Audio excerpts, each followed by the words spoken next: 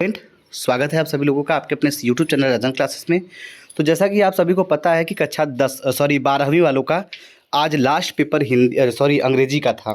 ठीक है, आप सभी को पता होगा जिसकी कोडिंग है 316 IA।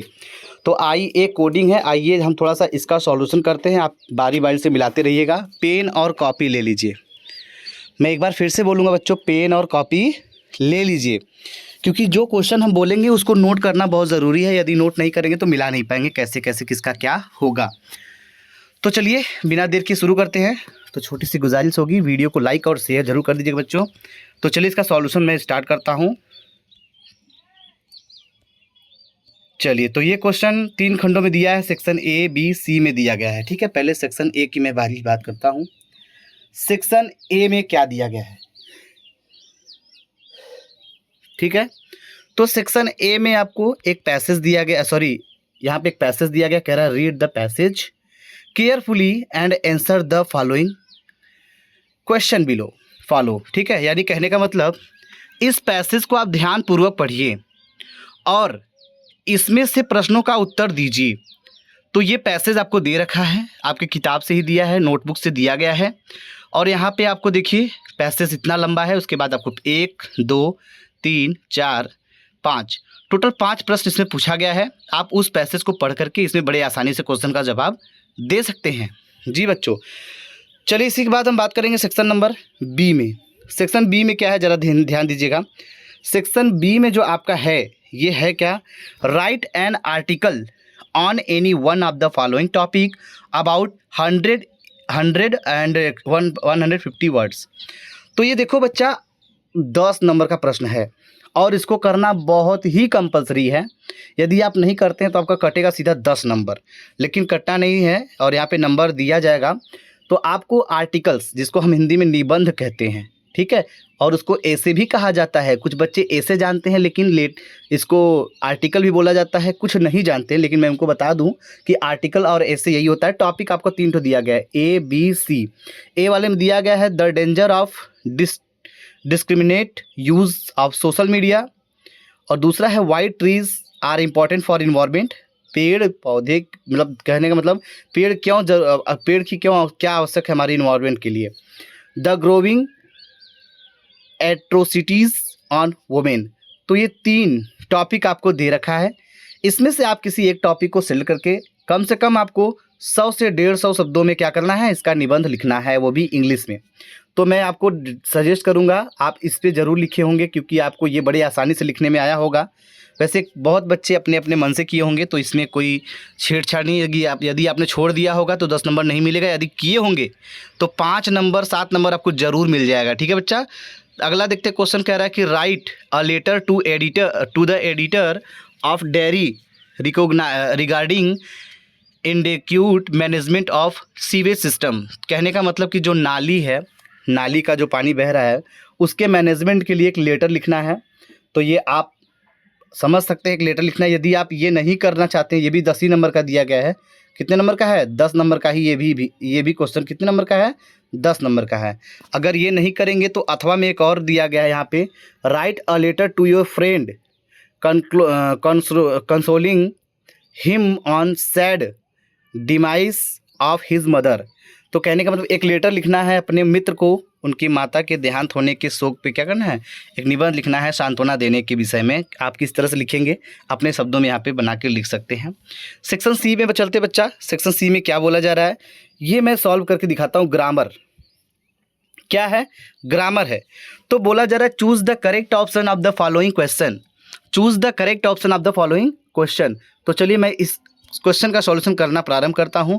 टोटल 5 प्रश्न मिलेंगे, एक प्रश्न 2 नंबर का होगा, यानी कहने का मतलब 10 नंबर आपको यहां से मिल जाएगा। तो बोला जा रहा है the practice of being married to one at a time is called. इसमें आपका कौन सा विकल्प सही होगा। तो चलिए, पहला ऑप्शन है बिगैमी है और मोनोजिमी है। आपका सेकंड ऑप्शन है मिसोजेमी है, और यहाँ पे दिया है पॉलीजेमी है। तो इसका कौन सा ऑप्शन सही होगा। तो इस क्वेश्चन का जो ऑप्शन नंबर 2 है वो सही होगा। कौन सा, मोनोजेमी। ठीक है, ये ऑप्शन आपका राइट होगा। क्वेश्चन नंबर बी को सॉरी ये तो हो गया है। क्वेश्चन नंबर बी को देखते हैं बच्चा। बी में क्या बोला जा रहा है? बी में बोला जा रहा है कि द फ्रेज ब्रेकआउट मीन्स, इसका क्या होगा? पहला ऑप्शन स्टॉप होगा, डिस्ट्रॉय होगा, बेइंग होगा, बेगिन होगा या फिर सेपरेट होगा। तो इसका सही उत्तर क्या होगा? The phrase breakout means destroy होगा। क्या होगा? डिस्ट्रॉय होगा, यानी ऑप्शन नंबर बी का सेकेंड सही होगा। नेक्स्ट क्वेश्चन बच्चा सी वाला देखते हैं। क्वेश्चन नंबर सी में क्या बोल रहा है? The synonyms of forbid, the synonyms of forbid is, forbid का सिनोनिम्स क्या होगा? आपका ऑप्शन दिया फॉरवर्ड होगा, क्या है, प्रोहिबिट होगा, एलाउ होगा, ऑर्डर होगा। तो इसका सही उत्तर आपका क्या हो जाएगा? सिनोनिम्स होगा फॉरबिड का कौन सा? प्रोहिबिट हो जाएगा। क्या हो जाएगा? प्रोहिबिट हो जाएगा, ऑप्शन नंबर सेकेंड। डी की तरफ चलते बच्चा। क्वेश्चन नंबर डी में बोला जा रहा है, क्या बोला जा रहा है? Which of the following sentence is are correct, इसमें कौन सा सेंटेंस एकदम राइट माना जा रहा है? आइए मैं आपको बताता हूँ। ऑप्शन नंबर दिया है mister Bhatia is our English teacher. Second वाला दिया है he is very miser. Third वाला दिया है, सी वाले में दिया गया है there is no other alternative. D वाला दिया है ही मेड अ ब्लंडर। तो इसका सही उत्तर क्या हो जाएगा बच्चा? यानी इसका सही ऑप्शन कौन सा सही होगा? ऑप्शन नंबर 4, यानी कि कौन सा? यहाँ पे देखिए, ये ऑप्शन नंबर 4 यहाँ पे दिया है आपका ए एंड सी। ए और सी वाला क्या है? बिल्कुल राइट है, ना कि ए और बी सही है और डी भी सही नहीं है, ये भी सही नहीं है, लेकिन A and C, only A and C क्या है? राइट है। ए क्या है देख लीजिए। ए वाले में बोला जा रहा है mister Bhatia is our English teacher, ये बिल्कुल सही है।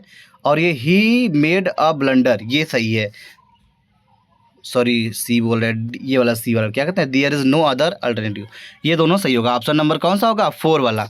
जिन्होंने इस ऑप्शन को टिक किया होगा उनका सही होगा। नेक्स्ट क्वेश्चन क्या है? क्वेश्चन नंबर ई में देखिए, बोला जा रहा है कि the synonyms of create is, create का सिनोनिम्स क्या होगा? आपका दिया है प्रोड्यूस, डिस्ट्रॉय, बियर, बिल्ड। तो सिनोनिम्स, सॉरी एंटोनिम्स पूछा जा रहा है क्रिएट का। तो क्रिएट का एंटोनिम्स हो जाएगा डिस्ट्रॉय। क्या हो जाएगा? डिस्ट्रॉय हो जाएगा। यानी क्रिएट मतलब होता है निर्माण करना और डिस्ट्रॉय मतलब होता है नष्ट होना। ठीक है, तो इसका डिस्ट्रॉय हो जाएगा। उम्मीद करते हैं कि आपको समझ में आया होगा बच्चों। चलिए इसी तरह क्वेश्चन नंबर 5 की तरफ चलते हैं।